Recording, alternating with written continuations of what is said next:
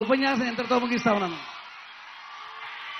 ధన్యవాదాలు. ఇప్పుడు అంబట్ రాయుడు గారు పరిచయం లేని వ్యక్తి మీ అందరికీ.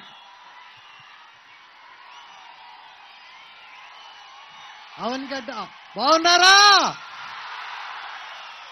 2 రోజులే అయింది బుద్ధప్రసాద్ గారిని కలిసి అవనిగడ్డకు వచ్చి ఇక్కడ మీ అందరితో మళ్ళీ కలవడం చాలా సంతోషంగా ఉంది. నేను చెప్పదలుచుకుంది 2 విషయాలు. పవన్ అన్నకి రాజకీయ అధికారం ఇవ్వటం మనందరి కర్తవ్యం. అవునా కాదా? ఇస్తారా లేదా? అది మీరొక్కళ్లే కాదు, మిగతా మీ దగ్గర ఉన్న 10 మందితో మీరు ఓటేపియాలి. మీరు వేసే ప్రతి ఒక్క ఓటు ఇక్కడే కాదు, అవనిగడ్డనే కాదు, మొత్తం రాష్ట్రంలో జన సైనికులు పవన్ అన్న అంటే ఇష్టం ఉన్న వాళ్ళు, జనసేనాని నమ్మిన వాళ్ళు, క్లీన్ గవర్నెన్స్ కావాలి అని అనుకున్న వాళ్ళందరూ కూడా ఓటేస్తే ఆ ఓటు వెళ్ళేది పిఠాపురంకే. అది పిఠాపురం ఖాతాలోనే ఓటు.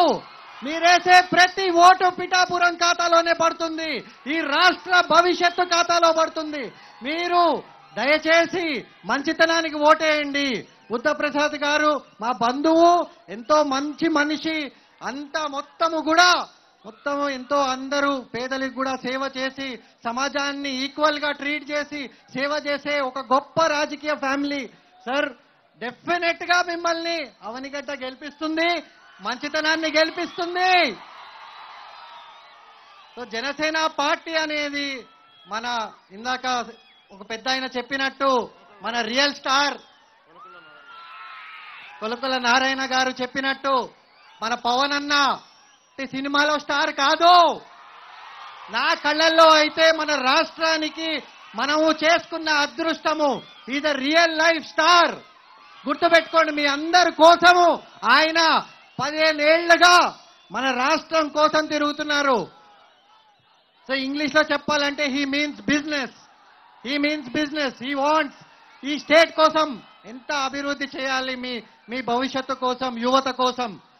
ఇంకొకటి విషయము, జనసేన పార్టీ అనేది నేను పూర్తిగా నమ్ముతున్నాను, ప్రతి సామాజిక వర్గాన్ని, ప్రతి మతాన్ని, కులాన్ని ఒకేలాగా చూసి సామాజిక న్యాయం, రాజకీయ న్యాయం, ఆర్థిక న్యాయం చేస్తుందని నేను పూర్తిగా నమ్మి ఇంకా ఎక్కువ సమయం తీసుకోను.